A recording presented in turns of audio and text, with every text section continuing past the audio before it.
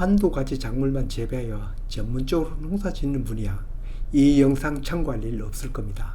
다만 텃밭에서 여러 가지 작물을 키우다 실컷 애먹고 지은 작물이 수확기를 잘못 선택하거나 수확을 앞둔 관리를 제대로 못해 잘 재배한 것이 쓸모없는 것으로 변해버린 것을 얼마라도 막기 위한 영상입니다.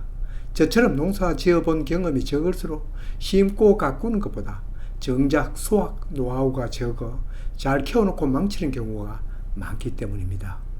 여기서 말하는 수확기 관리 요령이란 수확하는 방법을 얘기하는 것이 아니라 수확할 최적의 시기를 선택하는 것에서부터 수확하기 전에 특히 신경을 써서 관리해야 할 일, 그리고 수확 후에 저장 방법에 대한 것을 말하는 것입니다. 미리 말씀드리지만 어디 수확하는 작물이 한두 가지입니까? 수확 시기도 다를 뿐만 아니라 어떤 작물은 한꺼번에 거두기도 하지만 고추나 블루베리 같은 경우는 익은 것만 수확해 수확기가 긴 것도 있습니다. 수확을 하는 것도 그렇습니다. 어떤 작물은 일시에 수확을 하지만 고추, 가지, 토마토와 같은 가지과 작물이나 호박, 수박, 참외, 오이 같은 박과 작물은 무한하서 작물이라 수확기가 정해지지 않는 것도 있지만 일시에 수확하는 작물도 있습니다. 수확기만 얘기하더라도 한마디로 말할 수는 없습니다. 여기에도 몇 번의 경험이 필요합니다.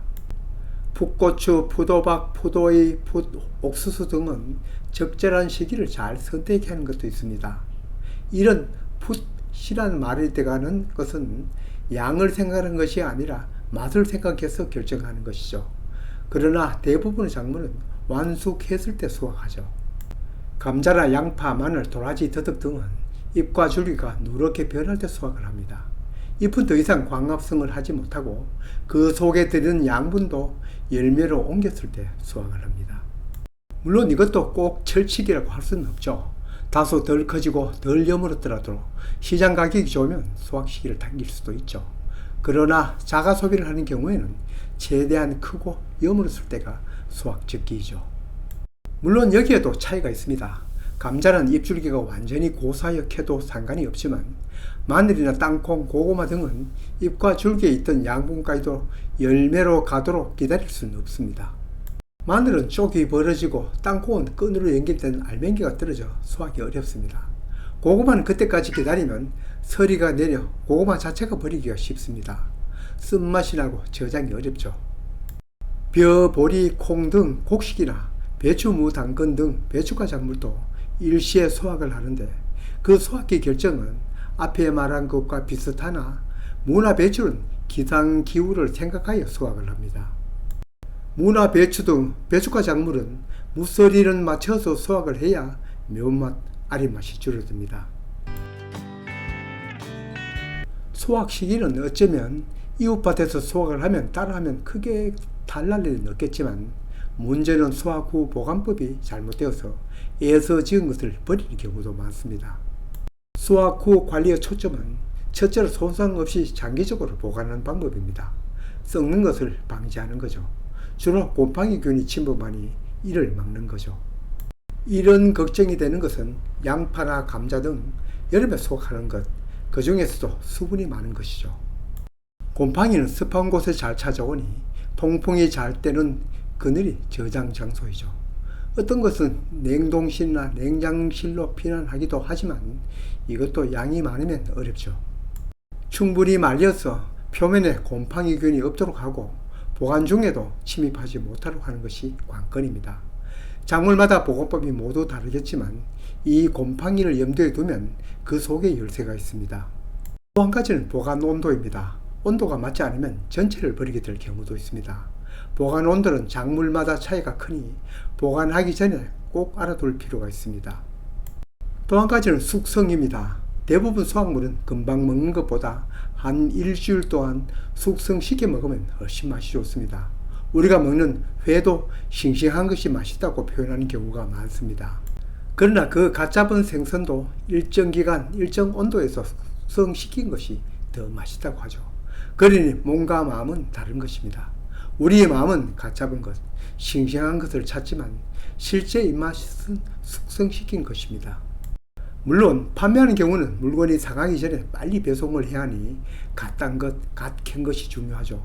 그러나 우리처럼 자가 소비를 할 경우에는 통풍이 잘 되고 저장 온도가 맞는 곳에 두었다가 먹으면 훨씬 맛있습니다. 이렇게 좋다는 보관 온도에 또 보관 방법을 찾아 해도 상하는 것이 속출하는 경우도 있습니다. 이건 작물을 수확하기 전에 제대로 여물지 않아서 그렇습니다. 수확 후 보관 방법과 수확 전 작물 관리는 서로 연관되어 있습니다. 수확 후 숙성이 잘 되려면 수확 전 성숙이 제대로 되어야 한다는 말이죠. 수확 전 관리란 시기적으로 수확하기 전 2-30일 동안의 관리 방법이라 할 수 있습니다. 이때는 우벼러주기도 끝났지만 중요한 핵심은 물관리입니다. 수확 전 관리는 물관리라 생각하면 거기에 열쇠가 있습니다. 수확 전 관리, 이제까지 추비 주던 것 끊고 물주기 최소화하는 것, 어찌 보면 간단한데 문제는 하늘에 있습니다. 바로 장마기입니다. 마늘도 양파도 감자도 장마 오기 전에 수확하는 게 저장에 좋습니다. 과일나무 선정할 때 멋모르고 조기에 수확하니 농약 덜 치고 관리 적게 하니 좋다고 덜렁 씹었다가 지금은 모두 캐내었습니다. 바로 7월 하순에 따먹는 백도 품종인데 해마다 우중에 수확을 하니 바로 물복숭아입니다. 2년 전 그렇게 먹다가 도저히 참지 못하고 캐내었습니다. 그리고는 8월 하순에 먹는 백도, 9월과 10월에 먹는 황도로 바꾸었습니다. 그때 늦장마, 가을장마가 온다면 이마저도 할 수 없지만 그만큼 확률은 낮죠. 그럼 수확하기 전에 물이 왜 좋지 않냐? 하기야 물이 없어는 살 수가 없지만 여기에서는 특별히 많은 것을 말합니다. 식물이 수확하기 전에 필요 없는 많은 물을 흡수하면 크게 3가지가 문제됩니다.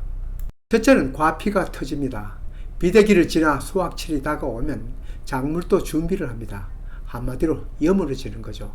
과피도 두꺼워지고 가육도 단단해집니다. 이미 과피가 단단해졌는데 거기에서 뿌리에 흡수한 물이 물관을 타고 열매에 들어가면 부피가 늘죠. 당연히 과피가 터지는 거죠. 이는 열매 채소나 과일 모두 같습니다. 둘째, 열매 수분이 많으니 저장성이 나빠집니다. 여기는 고추야 건조기에 바싹 말리니 수분이 많고 적으면 문제되지 않지만 다른 작물은 상온에 그냥 보관하니 문제입니다. 수분이 많아서 저장이 걱정되는 것은 특히 여름에 수확하는 것이죠. 그 중에서 특히 수분이 많은 것은 양파나 감자 등 몇 가지입니다. 이런 작물은 수확하기 2-30일 전 물관리를 잘 해야 합니다. 저도 몇 년 전 양파 농사를 잘 지었는데 하루가 다르게 버리는 양파 엄청 많았습니다. 보관법이 잘못되었는가 싶어 온 자료를 뒤적여봤는데 처음 첫 단추가 잘못된 걸 나중에 알았습니다. 수확기에 일부러 물을 준 것은 아니었지만 공교롭게도 그때 양파밭 바로 블루베리 옆에 있었기 때문이었습니다. 블루베리 관수를 점적 테이프를 하면 괜찮았는데 우린 스프링클러를 돌리니 아무래도 물이 양파밭으로 많이 튀었습니다. 세 번째는 당도와 맛입니다. 앞에서도 잠깐 언급하였는데 잘 익어서 향도 맛도 좋은데 거기에 물이 들어가면 사이다의 물탄격이죠. 수확기 바로 전에는 이처럼 비료도 물도 아껴야 하지만 이전 비대기에는 물과 양분이 폭발적으로 필요하죠. 그러니 물은 동전의 양면입니다. 비대기에는 마음껏 공급해도 수확기가 가까우면 주던 물도 끓여야 합니다. 이제 여무는 시기니 그렇습니다. 단단하게 물어야 저장성이 좋습니다.